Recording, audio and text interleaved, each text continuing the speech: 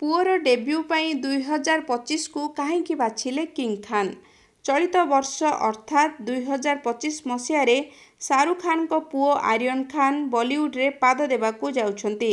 शाहरुख खान तांको poor debut पाई 2025 वर्ष को कहीं बाछिले 2025 पर्यंत अपेक्षा करिवार एक विशेष कारण रही। कुहाଯାଉଛି जे शाहरुख खान तांको पुओ आर्यन खान को सही बयस रे लॉन्च करने चाहती जेउ बयस रे से निजे फिल्म रे डेब्यू करथिले। 1992 मसीह शाहरुख खान तांकर प्रथम फिल्म दीवाना सहित बॉलीवुड रे पाद देइथिले। सेतेबेले तांकर बयस 27 वर्ष होइथिला। एही बयस एबे तांको पुओ आर्यन खान को डेब्यू यात्रा मध्य जड़ित हो जाइछि। मजादार कथा हेउछि जे जेतेबेले आर्यन तांकर प्रथम प्रोजेक्ट आरंभ करुछंती तांको बयस मध्य ठीक 27 वर्ष।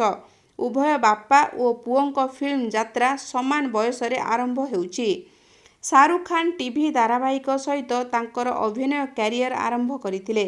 से फौजी और सर्कस भली शो माध्यम रे निजर परिचय सृष्टि करथिले। हेले 1992 मसीह रिलीज होइथिबा फिल्म दीवाना रे तांकु सफलता मिलिथिला। सेतेबेले शाहरुख बयस 27 वर्ष होइथिला। एही फिल्म तांकु राताराती स्टार करि देइथिला। एहा परे से केबे पछकु फेरी चाहि नथिले। आज से किंग खान भावरे परिचित।